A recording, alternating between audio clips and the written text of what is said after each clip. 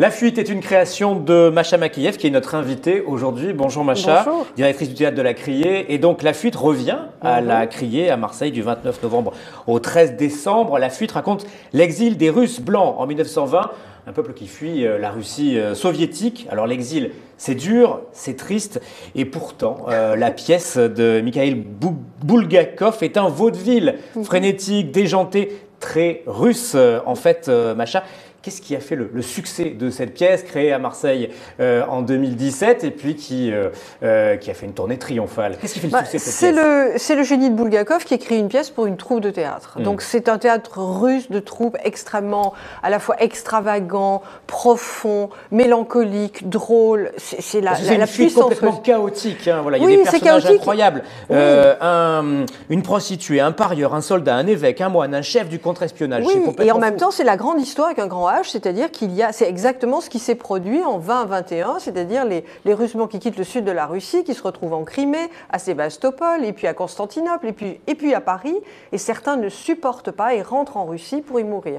Donc c'est vraiment une saga énorme, et c'est une suite de 8 songes. Donc à chaque fois, il faut le songe et l'intersonge. Et tout ça se passe dans l'esprit de quelqu'un. Donc il y a une rêverie. Et en même temps, c'est complètement historique. Il y a des personnages historiques comme Wrangel, qui a vraiment existé.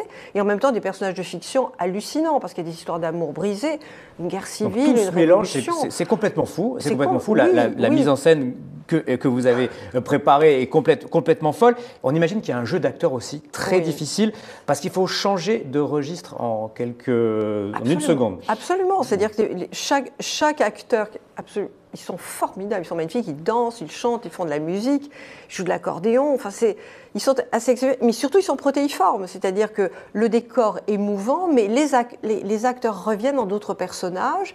Et ce qui est très beau aussi, c'est que ce sont des personnages qui se défont, parce qu'on passe du côté des vaincus. Donc Bulgakov décrit des êtres qui perdent tout, et quelquefois qui perdent l'amour, et qui perdent leurs repères, et des officiers qui n'ont plus d'armée, des femmes qui n'ont plus d'amour. C'est une vraie mise en scène du désespoir, quelque part. Oui, c'est du désespoir, mais comme chez Bulgakov, beaucoup d'onirisme, beaucoup de rêverie et beaucoup d'humour.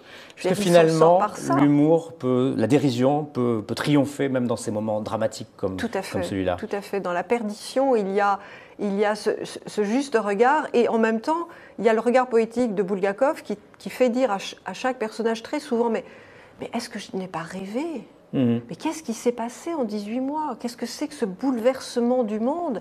Est-ce que ça, c'est vraiment la réalité ? Où est la réalité ou pas ? Et c'est pour ça qu'il place ça dans des rêves. Parce que lui-même dit, qu'est-ce qui fait vraiment partie de la vie ? Est-ce que ça nous est vraiment arrivé ? Et moi qui ai connu des Russes blancs, qui ai été élevé par des Russes blancs, j'ai vu... Vos grands-parents ont vécu cette fuite-là. Absolument, ils étaient là en 1920. En 2021, ils sont arrivés à Marseille en 21. Et je me rappelle très bien leur sidération. Quelquefois, ils me racontaient des choses, ça leur revenait comme ça, surtout la nuit, des fantasmagories, et en même temps, ils n'étaient pas absolument sûrs que ça existe. Dernière question, Masha Makiev, c'est très actuel tout ça. Il y a beaucoup de peuples qui fuient en ce moment leur pays. Ça aussi, ça construit peut-être le succès de cette pièce-là. Ça résonne immédiatement, ça résonne. Et en plus, dans cette partie du monde, mais être poussé à la mer, partir en laissant son identité, ses amours, ses amitiés, sa culture, sa langue.